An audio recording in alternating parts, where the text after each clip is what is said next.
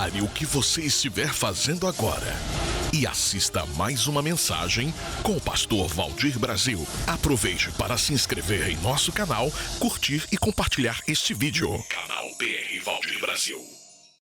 A minha família na olaria de Deus. Abra comigo a sua Bíblia, livro do profeta Jeremias, capítulo 18, apenas o verso 2. Palavras do Senhor ao profeta: levanta-te e desce à casa do oleiro, e lá te farei ouvir as minhas palavras. Deus queria tratar com o profeta Jeremias, esse homem conhecido como profeta chorão. Está até um livro que é Lamentações de Jeremias. Jeremias uma hora estava preso no pátio exterior, outra hora jogado dentro da cisterna, outra hora preso no cárcere. Mas Jeremias era um homem que tinha intimidade com Deus. E um dia Deus resolveu revelar algo novo para Jeremias. E o Senhor disse assim: Jeremias, levanta-te. Sabe por quê, queridos? Todas as vezes que Deus quer falar com a gente, Deus não quer falar com você prostrado, derrotado, caído. Então, quando Deus quer falar com Jeremias, diz: levanta-te. Meu irmão, eu não sei como você chegou aqui nessa noite. Eu não sei como você chegou aqui nesse lugar. Eu não sei como você chegou aqui nessa hora. Uma coisa eu posso te afirmar: você não sairá da mesma maneira que você entrou. Você sairá daqui renovado, restaurado, porque a palavra de Deus é para te colocar de pé. Deus disse: Jeremias, levanta-te. O mundo quer ver você caído, o mundo quer ver você derrotado, o mundo quer ver você chorando, mas Jesus quer te ver sorrindo. E aí o Senhor fala com Jeremias: levanta-te. Porque Jeremias de pé, ele podia ouvir o que Deus já estava falando. Quantas pessoas que não ouvem mais a voz de Deus, porque estão ouvindo a voz da multidão. Estamos vivendo um momento nesse país que só se fala de crise, só se fala de coisa ruim. Deus quer tirar você do meio dessa galera derrotada, e Deus quer te levar à casa do oleiro, para você ouvir o que Deus quer tratar com você. E foi isso que Deus falou com Jeremias: Jeremias, desce à casa do oleiro. Primeira coisa que eu aprendo, pastor Marcos: Deus quer falar com pessoas que descem para ouvir. Porque existem pessoas prepotentes, nariz empinado, que não se curvam para nada. E Deus já está dizendo: Jeremias, levanta-te, mas desce à casa do oleiro e lá eu falarei contigo.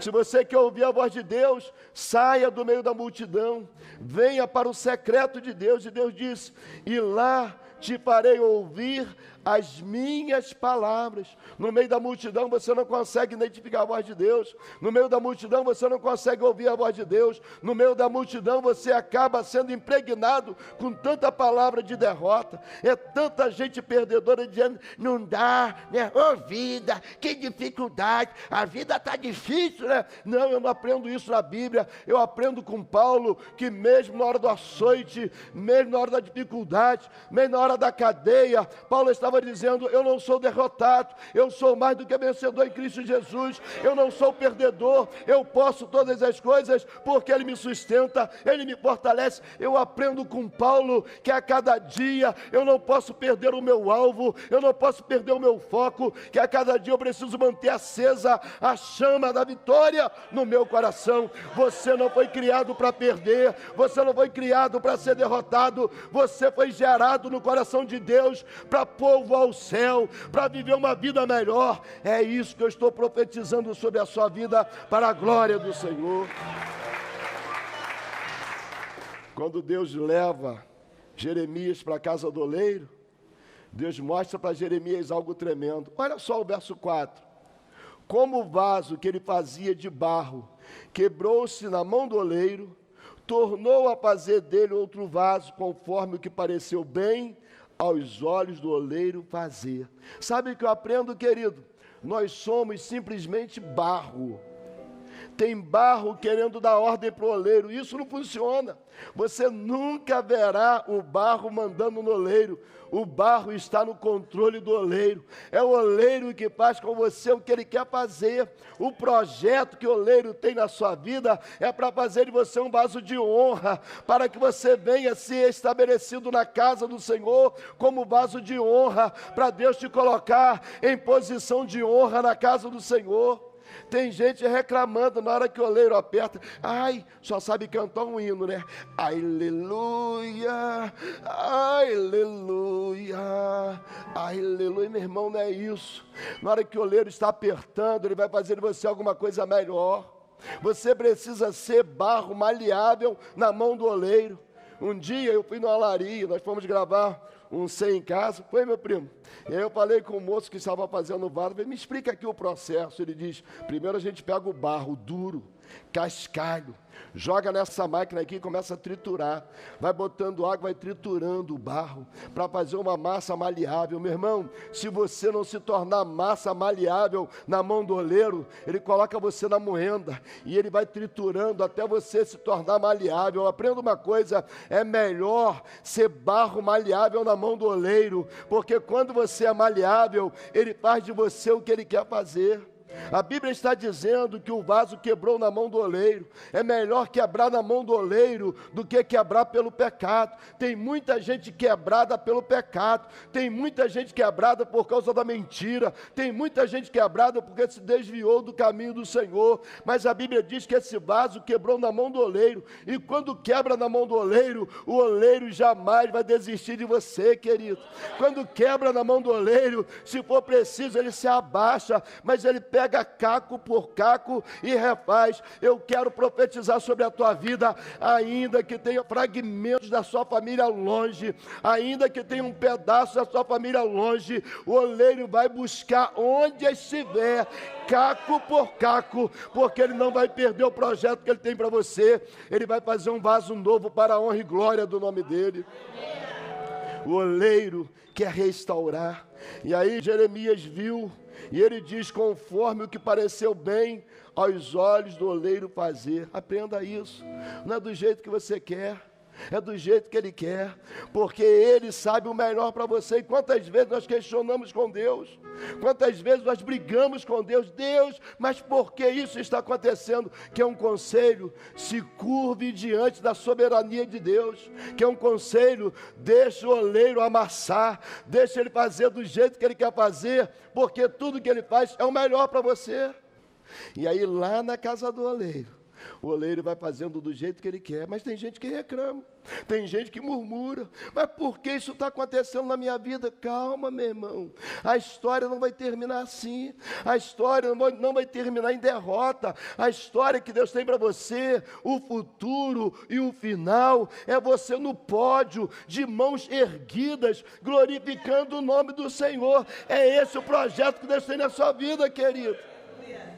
Pastor, por que isso aconteceu comigo? É porque é tratamento de Deus na nossa vida. É Deus modelando. E na hora que Deus modela, às vezes dói mesmo. São as lutas, são as dificuldades que nos moldam a buscar mais ao Senhor. Porque quando tudo vai bem, parece que a gente é autossuficiente, que a gente não precisa de Deus, que a gente não depende de Deus. Não, é Deus que vai dando a forma, Bismarck, na nossa vida, porque Deus quer fazer o melhor. Quantas lutas que a gente não entende, quantas dificuldades que a gente não entende, e Deus só diz assim, eu estou no controle. Por exemplo, as pessoas olham para pastor e pensam assim, pastor é super-homem, pastor é invencível. Não, irmão, pastor é barro igual a você. Pastor também chora, pastor também sente dor, pastor também tem alegria, mas as pessoas olham para o pastor e dizem assim, não, o pastor não erra. Eu erro, meu irmão. Quantas decisões erradas durante esses 58 anos de idade eu já tomei? Quantas medidas inadequadas eu já tomei? A gente erra, mas Deus vai consertando, Deus vai trazendo para o lugar que Ele quer. Tem gente que fala assim, se o pastor começou um projeto, tem que dar certo. E nem sempre dá certo. Nós somos pessoas vulneráveis também, pastor Ralf. Mas as pessoas olham para o pastor e falam assim, o pastor não chora, porque o pastor é semideus. Tem uma irmãzinha lá em Itaipu, ela me ama tanto, tanto. Acaba o culto, ela vem me beija e fala assim, pastor, você é demais. Eu falei, demais? Como? Estou sobrando? Não, pastor, você é demais. Eu falei, Terezinha, eu sou igual a você, Terezinha. Eu choro também igual a você, Terezinha. Eu sinto dor igual a você, Terezinha. Não, pastor, porque as pessoas pensam que a gente não fica triste. As pessoas pensam que a gente não sente dor. As pessoas pensam que a gente não tem dificuldades na vida. A gente tem, irmãos. Jeremias viu que o barro na mão do oleiro não era o formato dele. Tem pessoas que pensam que o pastor nunca vai ficar chateado, que o pastor nunca vai ficar triste. Não, irmãos. Eu até pensava, pastor Elisângela, eu pensava assim, na igreja que eu vou ser pastor, nunca ninguém vai ficar chateado. Na igreja que eu vou ser pastor, nunca vai ter reunião para tratar de assuntos internos. Mas não tem jeito. E um dia, Deus falou no meu coração, quando eu aperto é para moldar, para te ensinar coisas novas. E tem hora, minha esposa, que a gente não entende, não é verdade? Tem hora que a gente fica questionando a Deus por que isso está acontecendo. De vez em quando aparece um e diz assim, pastor, Deus falou comigo. Eu falei, ô meu filho, o que Deus falou com você? Deus falou que o meu tempo acabou nesse lugar. A vontade que a gente tem de falar assim, rapaz, você não quer ficar mais? Não tem problema. Mas não precisa envolver Deus, mas usa o nome de Deus. E aí eu falo assim, mas foi quem que falou? Foi Deus. E aí eu converso um pouquinho, quem falou com você? Foi Deus. Eu falo, se foi Deus que falou, eu não falo nada. Porque se Deus falou, quem sou eu para falar mais alguma coisa? O pastor falou comigo assim, meu filho, lá na igreja que eu sou pastor também é assim. Entram pessoas, saem pessoas, sabe por quê? Porque você é motorista de um ônibus. Eu não entendi nada, falei, como é que é? Motorista de um ônibus? É, você é motorista de ônibus. Me explica melhor. Diz, motorista de ônibus, pega um ônibus no início e tem que levar até o ponto final, com segurança. Então, o seu papel é levar ou conduzir o ônibus com segurança até onde Deus determinou que você vai. Agora, presta atenção, no ônibus, toda hora alguém puxa o sinal e para. O ônibus para. E você nunca viu o motorista perguntar assim, por que você vai descer? Você puxou o sinal por quê? Não. Ele puxa o sinal, desce alguém. Daqui a pouco alguém puxa, ele para e desce alguém. Agora, Brasil, entenda uma coisa. No mesmo ponto que desce alguém, também sobe alguém. Então, a igreja é assim. Fica tranquilo, o seu papel é conduzir o ônibus em segurança. Quem quiser descer, pode descer. Mas vai subir mais gente do que vai descer.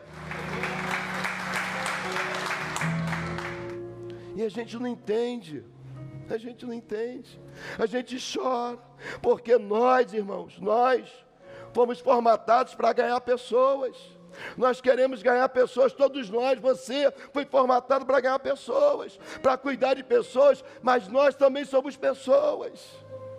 Esse dia eu falei na igreja de Itaipu, um pastor para orar por 2.000 pessoas, mas seria mais fácil se 2.000 pessoas orassem por um pastor, não é verdade? Então, porque pastor é assim também, e muitas das vezes a gente fica questionando com Deus, e Deus diz assim, você é barro, quem manda sou eu, muitas das vezes chorando por dentro, e pregando alegria. Muitas das vezes você me vê aqui falando de vitórias e conquistas, mas como Paulo disse, temores por dentro, confrontos por fora. Como Paulo declarou, lutando o bom combate, sem parar, mas ninguém entende. Falando de cura e o coração sangrando. Falando de conquistas e lutando. Quantas vezes o diabo tenta falar com a gente, para. Ou você pensa que ele nunca falou comigo? Desiste, cara. Volta para a sua empresa, ajuda a sua mulher, que está lá sozinha, ela que paga as suas contas. E eu falo, ó Satanás, você não vai conseguir me parar, porque se tem lutas, eu vou lutar, se tem vitórias, eu vou conquistar, mas eu nunca vou puxar o freio de mão, ou vou colocar marcha ré, ou vou chutar o pau da barraca, sabe por quê? Porque eu sei do meu chamado, eu sei do meu compromisso com Deus, eu não vou parar, eu não vou desistir, porque eu sou barro. Uma reportagem de um pastor, 38 anos, o cara infartou e morreu, pastor Ralf. Deixou uma viúva de 30 anos e um filho de 8 anos. E aí a história, problemas no ministério, a igreja com a finança apertada, problema de confusão, tantas coisas, o cara não aguentou a pressão, morreu. Quando, meu irmão, as pessoas pensam assim, pastor, é super-homem, não. Eu também preciso da graça, eu também preciso da misericórdia. Eu preciso que você ore por mim, que você cubra a minha vida, que você interceda por mim, porque eu não sou diferente de você. Eu sei que você também tem passado lutas, eu sei que você tem passado dificuldades, eu sei que você já pensou muitas vezes em parar também. Quantas vezes você disse, eu não piso mais na igreja, e o diabo tentando te parar, o diabo tentando azucrinar a tua cabeça. Só que existe uma coisa, o Senhor, o teu Deus, não cochila, não dorme. O guarda de Israel não dormitará, nem cochilará. Ele está cuidando de você em todo o tempo, meu irmão. Zacarias capítulo 13, a parte B do verso 7. Fere ao pastor e espalhar-se-ão as ovelhas. O diabo sabe disso. Então ele luta para destruir pessoas. Ele luta para te parar. Um dia Moisés, talvez o maior líder depois de Jesus Cristo na Bíblia Sagrada, chega para Deus e diz, Deus, eu não aguento mais. Eu vou parar, eu vou desistir. Risca o meu nome do livro da vida. E ele reclama com Deus e diz, Deus, se a tua presença não for conosco, não nos deixe sair desse lugar. E Deus disse, Moisés, a minha presença será contigo. E quantas das vezes nós somos tentados a voltar atrás, tentados a desistir, porque a gente não aguenta a pressão. Mas saiba de uma coisa, Deus está trabalhando, Deus está moldando, Deus está fazendo coisas que você nem imagina. A obra-prima de Deus, quando ficar pronta, você vai entender, porque o que olhos não viram, o que ouvidos não ouviram, o que não entrou no coração do homem, é o que Deus já tem preparado para aqueles que o amam. O que Deus tem para você, Celita, você ainda não conseguiu visualizar. Irmã Augusta, o que Deus tem para você são coisas maiores. O que Deus tem para você são coisas que você ainda não conseguiu entender, são coisas maiores. E o diabo quer roubar esse projeto, quer parar. Olha o que Paulo escreve a seu respeito. Romanos capítulo 1, verso 1, Paulo diz, Paulo, servo de Jesus Cristo, chamado para apóstolo, separado para o evangelho de Deus. Sabe o que ele diz? Eu sou servo. Sabe quem é esse Paulo?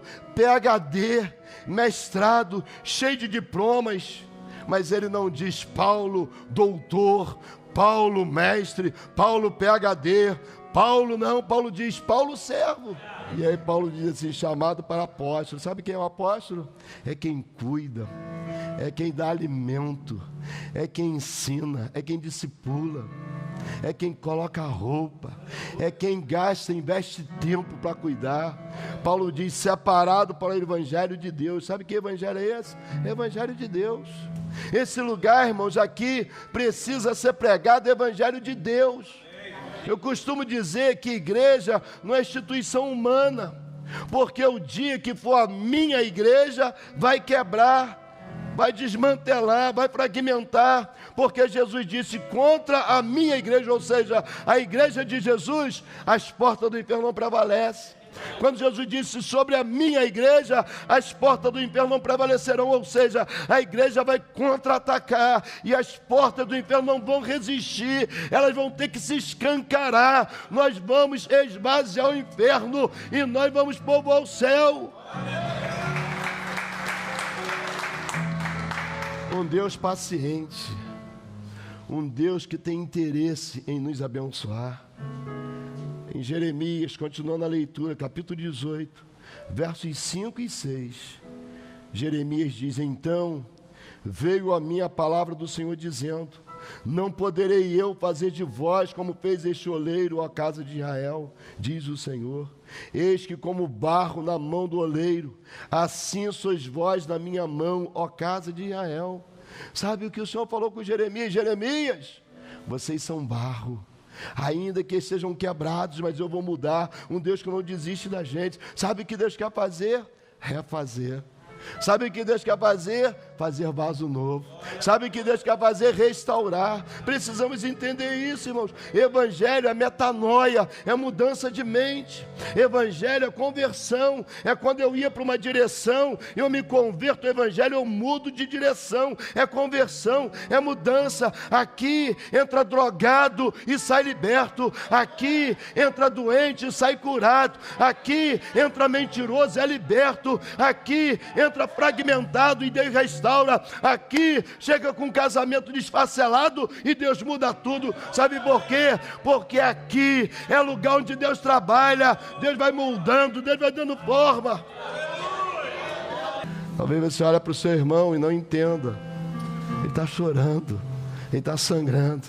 Tem gente, irmão, que está sorrindo aqui, mas só Deus sabe. Está enfrentando lutas, está enfrentando dificuldades, afronta do inferno. O diabo tentando destruir, o diabo tentando parar. O diabo já perdeu, porque o projeto que Deus tem para você vai acontecer.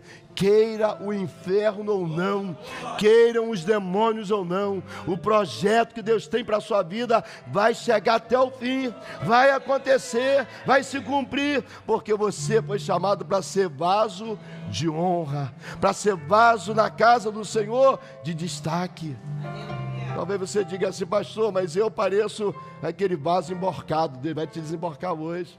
Pastor, eu pareço aquele vaso rachado, eu saio cheio da unção da igreja, no outro dia eu estou vazio. Hoje Deus vai mudar essa história. Você não vai sair simplesmente cheio, você vai sair transbordando, porque tem muito azeite reservado para você. Você é vaso de honra na mão do Senhor. Eu quero falar com você que tomou uma decisão de servir a Jesus. Você que estava longe, você que está voltando para Jesus agora, ou você que está declarando Jesus como seu Senhor. Escreva aí uma frase: eu recebo. Está aí na tela, 21 97551 4444. Manda um WhatsApp dizendo o seu nome, que você decidiu por Jesus. Nós vamos abençoar a sua vida. Eu quero orar por você. Pai, eu entrego essas vidas que declararam Jesus como Senhor. Que a partir de agora haja uma mudança, uma transformação sobre a vida dessas pessoas. Nós declaramos a bênção do Senhor em nome de Jesus. Amém. Deus te abençoe.